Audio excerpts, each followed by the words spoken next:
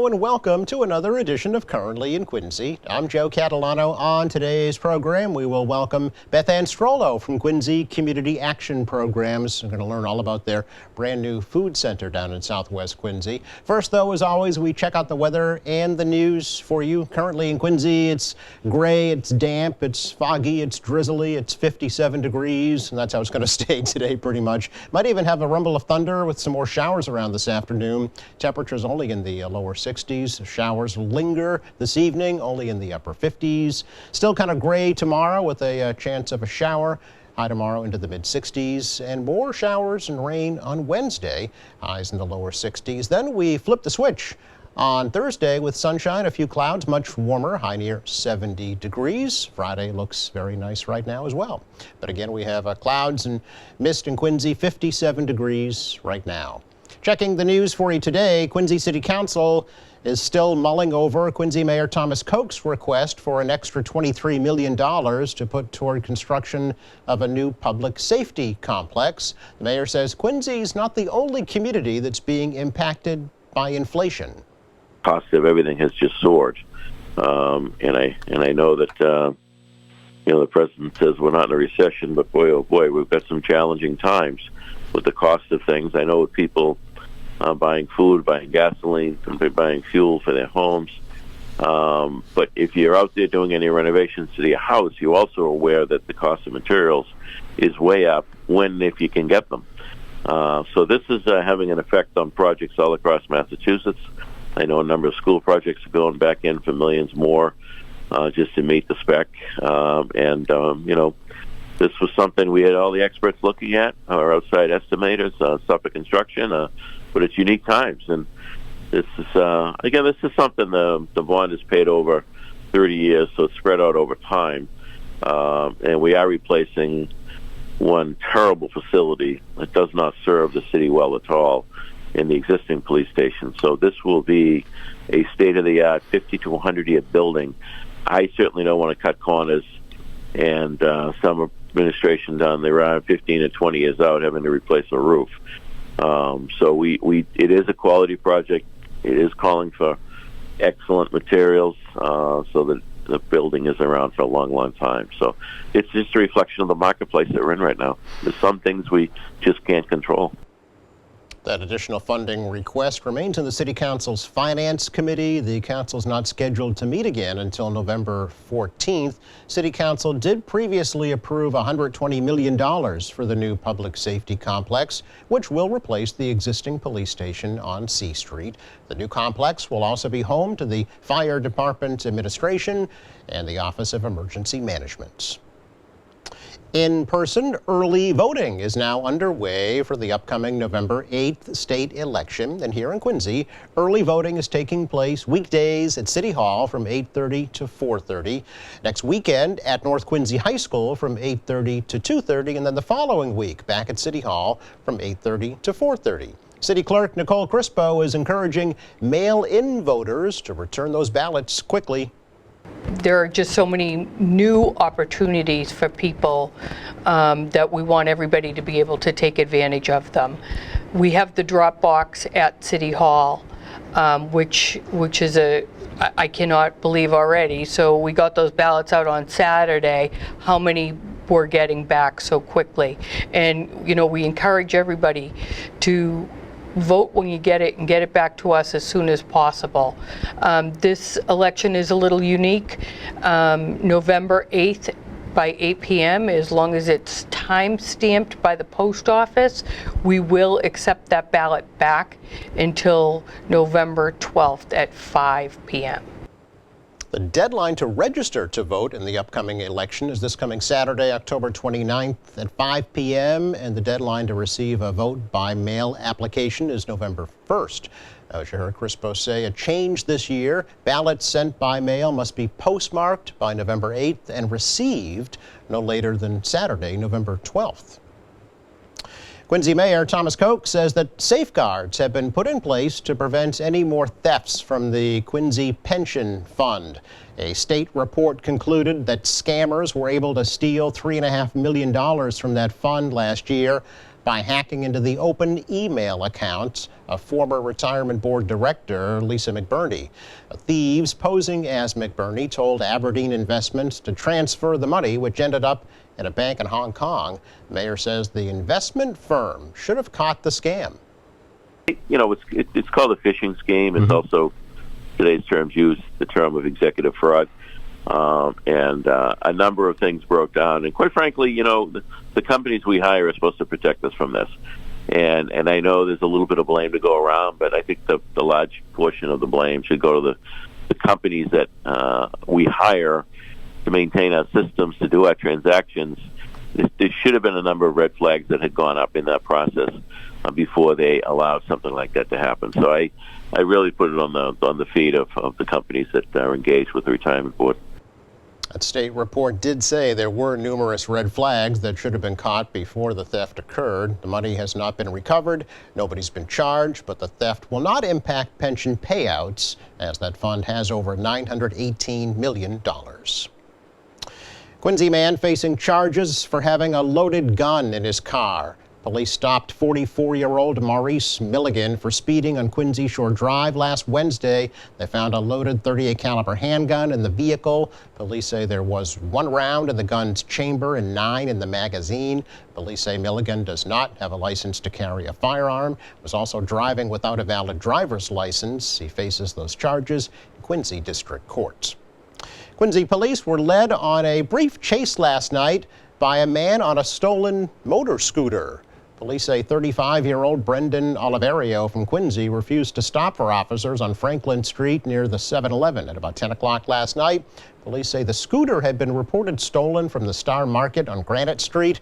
Oliverio eventually jumped off the scooter and was apprehended. Faces charges including receiving stolen property, resisting arrest, and multiple traffic violations. It's our check of news today. Coming up, we will sit down and have a nice chat with Beth Ann Strollo of Quincy Community Action Programs next.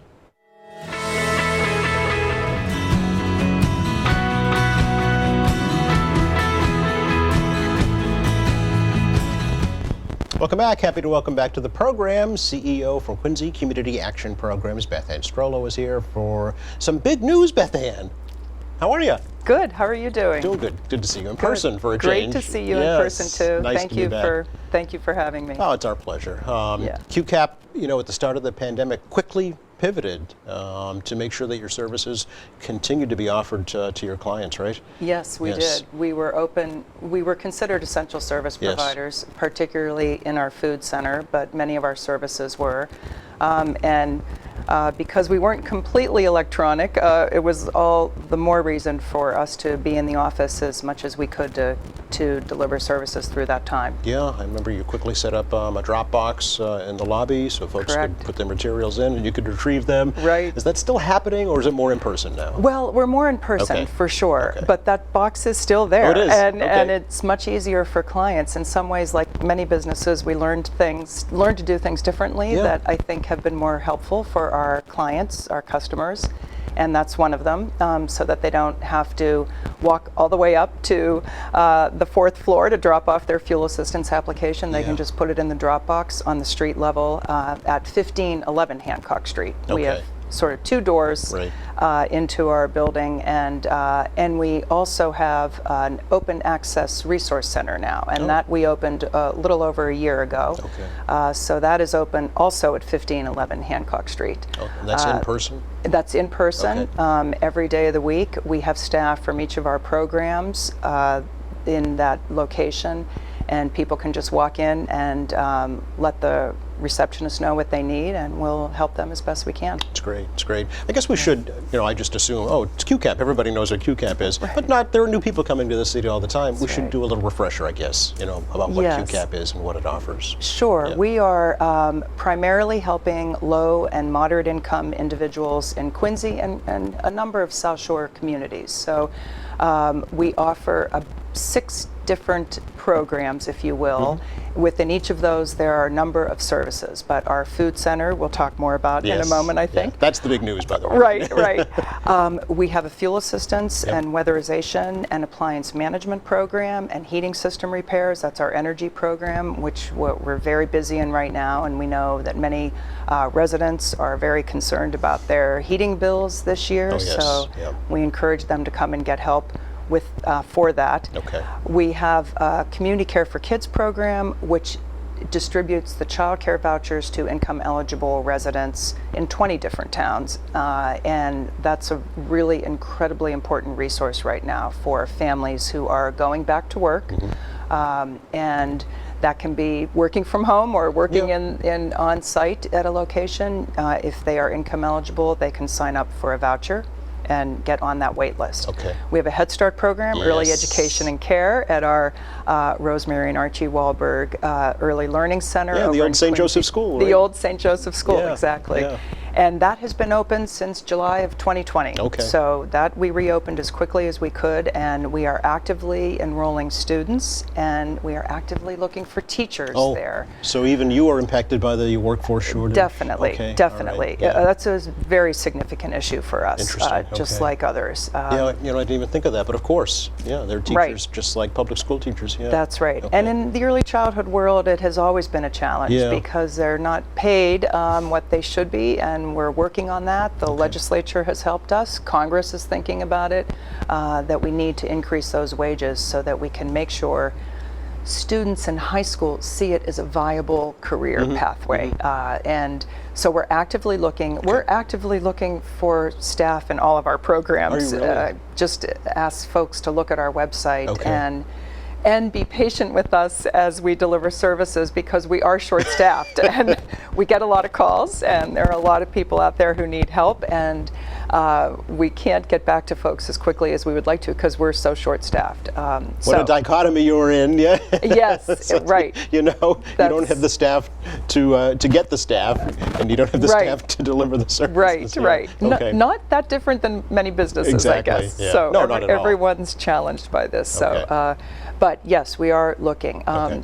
And our adult ed and workforce development program, we are also enrolling students. We are doing in-person classes for English classes for those who don't speak English. It's called ESOL, English for Speakers of Other Languages, and we are actively enrolling students. And we also have a HiSET program, which the high school works towards getting people their high school equivalency. Okay. And so that is a program that is both a hybrid, virtual, and in person, Oh, really depending flexible. on Okay. what works for you. Yes, So. yeah. And we have our free tax program that will Yes. gear up in January, February. Yep. And we also have a collaboration with Quincy College to teach, to recruit folks to an IT class, non-English speakers who we are helping also learn English and then get their certificate, an IT certificate. Wonderful. So that's a great program, and a financial reach program, Yes. which yeah. does budgeting and workforce development with folks who want to get assistance with financial budgeting. Yeah, it's really a holistic approach, to helping Totally, people yes. with life skills. Yeah. Exactly, Yeah. exactly. And of course our housing program, Yes. which is, we kind of say lean and mean. We definitely don't have enough staff there, and the demand is tremendous. People are having, as they have for many years, trouble paying rent, but it is getting worse with the high cost of housing and the increases in rents. There was a little bit of dip at the beginning of the pandemic, Yeah. and then it changed quickly, and now the cost of renting is probably the highest we've seen it. So we help people stay in their homes if they can. We provide some temporary financial assistance if people are eligible. And we have a home ownership counseling program. We are still doing first-time homebuyer workshops, Okay, all right. virtual. That's another sort of thing we learned with the pandemic, that people really like doing it virtually. And very convenient, right? It's very convenient, Yeah, and yeah. it works. So we had a significant increase in the number of people coming to that. That's dipped down a little bit with the interest rates going up, and and the high cost of buying a home. Certainly, yeah. But we're still, if you look at our website, you will see our workshop schedule on our website. Okay, all right. So many good services provided. It's funny, Yeah. Rob Corley was here just on Friday Yeah, from NeighborWorks yep. here in Quincy, facing similar challenges with the high cost of living and rents and lack of affordable housing. Right.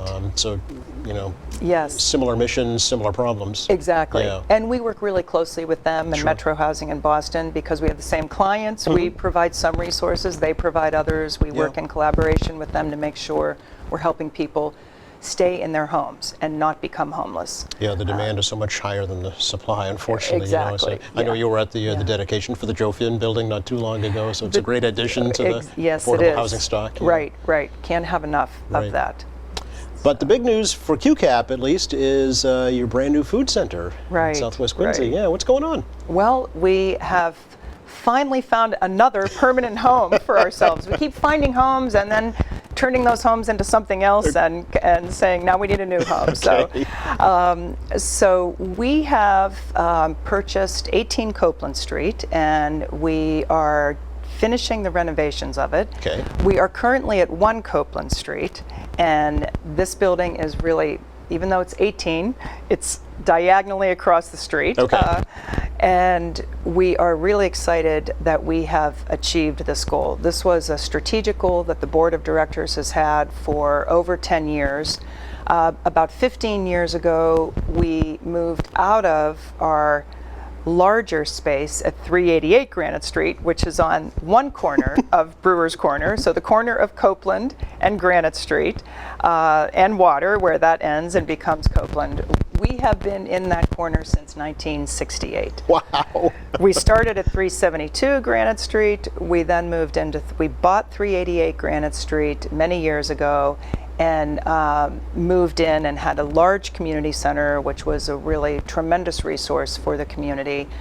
The board then decided to turn that building into 5 units of affordable housing. Speaking for, of. exactly, for very low-income families, Okay. formerly homeless families. Okay. So that's a great resource Certainly. in the community. But that meant we Then needed you're homeless to move. again. Exactly. Yeah. Okay. So we moved across the street to 1 Copeland Street, Okay. and you know, we knew it was a much smaller space. Yeah. We had moved some other programs and services over to our main office on Hancock Street. And but I will say, probably a couple months after we moved into 1 Copeland Street, we said, this is not You're big enough. bumping into each other. Yeah. That's right. Okay. And the pandemic really, that really surfaced during the pandemic, Sure. as we could not really socially distance in that space, and we had to have clients stand outside and wait for their food orders. We're still really doing that because there just isn't adequate space. Okay. And last summer, we saw a for rent sign on 18 Copeland Street, and You ran across the street. called the owners right away and said, we want to buy it. Okay. And we bought it in January, this past January, Okay. and we began renovating it in June, and we are moving in next week. Yes, we have pictures. Yes, we wanna that's show right, folks, and right. There's the moving announcement, right? Right, Okay. right. We will be reopening on, the plan is to reopen after we move on November 7th. Okay. And it really is diagonally across can the see street. that, We yeah. tried to have a little arrow of what to do there. Go across the street, then walk down the street. But Okay. it is very close, which is important for us because Yes. that neighborhood has a high concentration of low-income individuals. And we are really one of the few services, if the only social service agency in that neighborhood. We serve many communities out of the food center, but it is incredibly helpful for people who live in that neighborhood. They can walk. Many don't have transportation, Yeah. and it's on a bus line, Okay. and that is very convenient and necessary for folks. What was So, the building prior, Beth Ann? Before? it was a small contractor. Oh. Ann and Bill Kennedy owned that building. Oh. Really were wonderful to work with as we transitioned to owning it. And so they had a small carpentry Yes, sir. business there. They were renting to Back to Basics Massage. Some Okay. people may remember that Okay. from that location. And during the pandemic, they closed Sure. Back to Basics, and then they put the sign, the for rent sign Gotcha. up after doing some Okay. remodeling. But it's a perfect building for us. Oh, good. There is a loading dock, warehouse space. Yeah, we have some more photos from the renovation you want to show Yes, folks. great. So that's it. We did a little build out. You can see the build out there with the white portion on the top picture Oh, okay. of that is a little foyer, larger foyer space that we added on to the Okay. building. The bottom picture is what it will look like when it's all done and painted, which will Okay. be happening in the coming weeks. Oh, all right. We're moving in before that exterior will be done. Oh, okay. Our goal was to move in before Thanksgiving. Okay. Because it's such a busy time of year for Obviously, us, of yeah, course. sure. So we And will. handicapped accessible, obviously, with the ramp Yes, there. exactly. Okay. We had to add the ramp. We had to rebuild the loading dock. It was old, and we rebuilt that and added ADA accessible bathroom and other features on the inside. Yeah, we and have some inside pictures, actually, we can show Right, folks. that is our new walk-in refrigerator and freezer. Wow. Much larger units than Okay. we had before, which is needed. We've expanded our services tremendously during the pandemic and continue to see a great need for food, and that will accommodate. And that's a picture of the warehouse space before we worked on it, before those units were installed. That's Okay. kind of the rough space. Okay. And we put an overhead door at the loading dock, and we'll be eventually replacing the exterior door. But this will give us a really convenient way to receive food. Most of our food comes from the Greater Boston Food Bank. They come with a large delivery truck, and they will be able to, our staff and the driver from the food bank will be able to unload that food much more effectively. Excellent. With this loading dock. Super. So, and that's our new refrigerated van that we Oh. bought during the pandemic also. Early on, we began doing food deliveries to COVID impacted households. Oh, you did? We worked very closely with the contact tracers and also did contact tracing at the very beginning with Partners in Health who did that. And then eventually realized we need to get a refrigerated van so that we can be safely transporting and more efficiently transporting food to households. So we've done over 1,500 deliveries Wow. since April of 2020, which is a whole new service for us that we did not do before. Yeah. Will that continue, Beth Ann? Yes, It will? it will Okay. continue because we're finding now that elderly and homebound residents really can benefit from that service. Okay. Very helpful service for them. And, for the families who are still, the households who are still getting COVID, which is happening, as we Unfortunately, know, yeah. and we want them to stay home. Yes, right. We don't want people going to the Right. grocery store, so we will continue to do that for as long as for quite a while, we expect. Okay. And we're also doing a mobile pantry service, which is going to we go to 3 different locations, 2 in Quincy, and we received a grant to expand our services to Randolph. We were always serving people from Randolph; they came to us, but we are helping elderly residents in public housing in Randolph have easy access to food because it was very limited before that, and 2 locations in Quincy where we do that, with the primary focus on elderly residents who we are taking it to their housing buildings to deliver food. Is the funding for the new center all set? We're very close, Okay. thanks to the incredible generosity of the community. A little bit of a silver lining with the pandemic, we received a lot of donations early on during the pandemic from private donors and places like the Boston Foundation and the Flatley family gave us significant donations at the beginning. And then we had amazing support from our legislative delegation and Mayor Koch, and we cannot thank the mayor enough for the support that he lent to this building with pandemic funds. We saw it as a lifesaver for us at the beginning. It allowed us to keep moving along with the transaction, Right. because we knew we had that kind of support.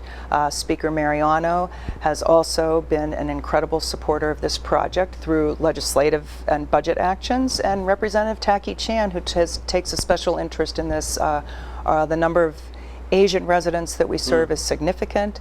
And Representative Chan has always been a longtime supporter of our mission and our work, along with the entire Quincy delegation. Sure. They're all wonderful, Yeah. and they have been very focused on making sure public resources are going in the right direction. And so, and then we had a lot of private donations from financial institutions, Bank of Canton, Santander Bank, Rockland Trust, Eastern Bank Foundation, the Quincy Foundation that was getting a lot of donations during the beginning of the pandemic. Also, we received support from. That's great. We're short on time, but I know you wanted to mention a certain individual that the new center will be dedicated to real quickly. Right. Yeah. Thank you, Joe.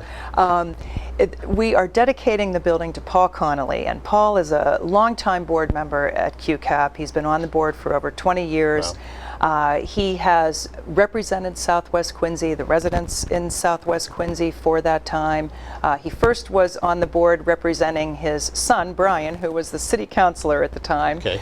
And it has become a family affair, that's the great. support that has been lent to QCAP. Paul has always been dedicated to making sure the food center is viable and serving the community. And his son Brian is now the managing partner at DLA Piper in Boston, and has donated his time for all the real estate legal services that were needed for this project and other projects that QCAP has had. It's a nice tribute for them. So. Yes, it's a great tribute. Great to see you, Beth Ann. Thank you so much. And Thank we will you. have you and folks from QCAP back periodically to talk about all your great programs. Thank you, Joe. You're Thank very you for airing these programs that inform the community. We appreciate it. You're welcome. Just enough time to check the forecast for you for the rest of the day today. Kind of what you see is what you get. Kind of damp, drizzly, misty, and that continues into tomorrow, Wednesday. Sunshine returns Thursday with warmer temperatures. Thanks again to Beth Ann Strollo for joining us from QCAP. Thanks to our crew. Thank you for watching. Friday, we're learning about a brand new private school here in Quincy. Go to our website anytime, qatv.org. News and information, video on demand, live streaming, and more. For all of us here at QATV, I'm Joe Catalano. Have a great week.